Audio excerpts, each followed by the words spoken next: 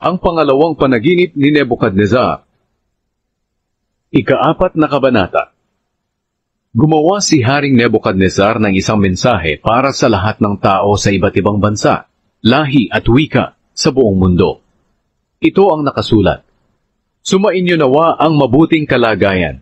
Nais kong ipaalam sa inyo ang mga himala at kababalaghang ginawa sa akin ng kataas-taasang Diyos.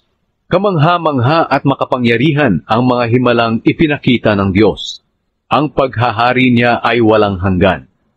Ang aking kalagayan dito sa palasyo ay mabuti, at namumuhay ako sa kasaganaan. Pero nagkaroon ako ng nakakatakot na panaginip at pangitain na bumabagabag sa akin. Kaya iniutos ko na dalhin sa akin ang lahat ng marurunong sa Babylonia para ipaliwanag sa akin ang kahulugan ng aking panaginip. Nang dumating ang mga salamangkero, manghuhula at mga astrologo, sinabi ko sa kanila ang panaginip ko, pero hindi nila maipaliwanag ang kahulugan nito. Nang bandang huli, lumapit sa akin si Daniel. Pinangalanan siyang Belteshazzar na pangalan din ng aking Diyos. Nasa kanya ang espiritu ng banal na mga Diyos. Isinalaysay ko sa kanya ang aking panaginip. Sinabi ko, Belteshazzar, pinuno ng mga salamangkero, alam kong nasa iyo ang espiritu ng mga Diyos at nauunawaan mo agad ang kahulugan ng mga hiwaga. Sabihin mo sa akin ang kahulugan ng mga pangitaing nakita ko sa aking panaginip. Ito ang mga pangitaing nakita ko habang natutulog ako. Nakita ko ang isang napakataas na punong kahoy sa gitna ng mundo. Lumaki at tumaas ito hanggang sa langit, kaya kitang-kita ito kahit saang bahagi ng mundo. Mayabong ang kanyang mga dahon, at marami ang kanyang bunga na maaaring kainin ng lahat. Ang mga hayop ay sumisilong dito at ang mga ibon ay namumugad sa kanyang mga sanga, at dito kumukuha ng pagkain ang lahat ng nilalang. Nakita ko rin sa panaginip ang isang anghel na bumaba mula sa langit. Sumigaw siya, "Putulin ninyo ang punong kahoy na iyan at ang mga sanga nito. Alisin ang mga dahon nito at itapon ang mga bunga. Bugawin ninyo ang mga hayop na sumisilong at ang mga ibon na namumugad sa mga sanga nito. Pero hayaan ninyo ang tuod sa gitna ng kaparangan para maging talian ng bakal at tanso. Ang taong sinisimbolo ng punong iyon ay laging mababasa ng hamog at kakain ng damo kasama ng mga hayop. Sa loob ng 7 taon ay mawawala siya sa katinuan at magiging isip hayop. Ito ang hatol na sinabi ng anghel para malaman ng lahat na ang kataas-taasang Diyos ang siyang may kapangyarihan sa kaharian ng mga tao. At maaari niyang ipasakop ang mga ito kahit kanino niya gustuhin, kahit nasa pinakaabang tao. Ito ang panaginip ko, Belteshazzar. Sabihin mo sa akin ang kahulugan nito. Dahil wala ni isa man sa mga marunong sa aking kaharian ang makapagpaliwanag sa akin ng kahulugan nito. Pero maipapaliwanag mo ito, sapagkat nasa iyo ang espiritu ng mga Diyos. Ipinaliwanag ni Daniel ang kahulugan ng panaginip. Nabagabag at natakot si Daniel na tinatawag ding Belteshazzar nang marinig niya ito. Kaya sinabi sa kanya ng hari, "Belteshazzar, huwag kang mabagabag sa panaginip ko at sa kahulugan nito." Sumagot si Belteshazzar, "Mahal na hari, sana ang inyong panaginip at ang kahulugan nito ay sa inyong mga kaaway mangyari at hindi sa inyo. Ang napanaginipan ninyong punong kahoy na lumaki at tumaas hanggang langit na kitang-kita sa buong mundo na may mayayabong na dahon at maraming bunga na maaaring kainin ng lahat.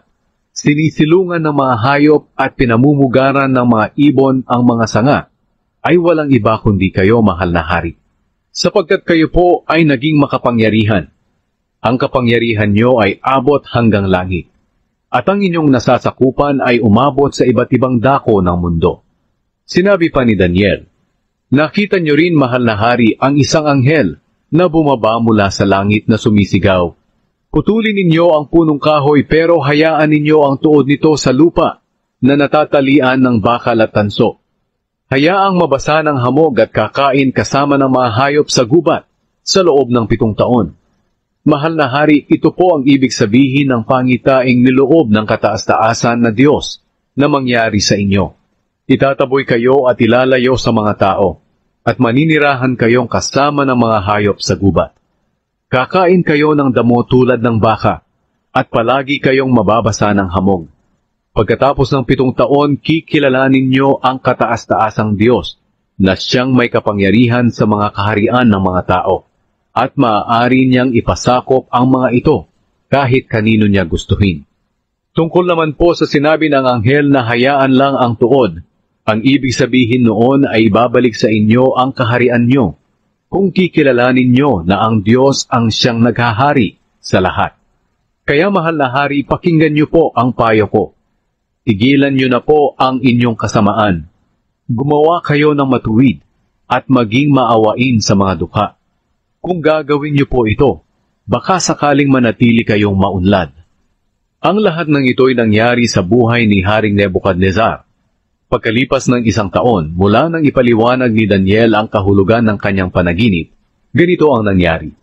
Habang namamasyal si Haring Nebukadnezar sa bubong ng kanyang palasyo sa Babylonia, sinabi niya, "Talagang makapangyarihan ang Babylonia, ang itinayo kong maharlikang bayan, sa pamamagitan ng aking kapangyarihan at para sa aking karangalan." Hindi pa siya halos natatapos sa pagsasalita. May tinig mula sa langit na nagsabi, "Haring Nebukadnezar, makinig ka. Binabawi ko na sa iyo ang iyong kapangyarihan bilang hari. Itataboy ka mula sa mga tao, at maninirahan kang kasama ng mga hayop sa gubat. Kakain ka ng damo na parang baka. Pagkatapos ng 7 taon ay kikilalanin mo ang kataas-taasang Diyos na siyang may kapangyarihan sa mga kaharian ng mga tao, at maaari niyang ipasakop ang mga ito kahit kanino niya gustuhin." Nangyari nga agad kay Nebukadnezar ang sinabi ng tinig. Itinaboy siya mula sa mga tao at kumain ng damo na parang baka. Palaging basa ng hamog ang kanyang katawan, at humaba ang kanyang buhok na parang balahibo ng agila, at ang kanyang kuko ay parang kuko ng ibon. Pagkatapos ng 7 taon, ako, si Nebukadnezar, ay lumapit sa Diyos at nanumbalik ang matinukong pag-iisip. Kaya pinuri ko at pinarangalan ang kataas-taasang Diyos na buhay magpakailanman. Sinabi ko, ang paghahari niya ay walang katapusan. Baliwala ang mga tao sa mundo kung ikukumpara sa kanya. Ginagawa niya ang nais niya sa mga anghel sa langit at sa mga tao sa lupa. Walang makakatutol o makakahadlang sa kanya.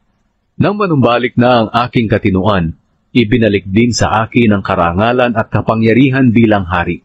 Muli akong tinanggap ng aking mga opisyal at mga tagapayo, at ako'y naging mas makapangyarihan kaysa dati. Kaya ngayon pinupuri ko't pinararangalan ng hari ng langit, dahil matuwid at tama ang lahat niyang ginagawa, at ibinabagsak niya ang mga mapagmataas.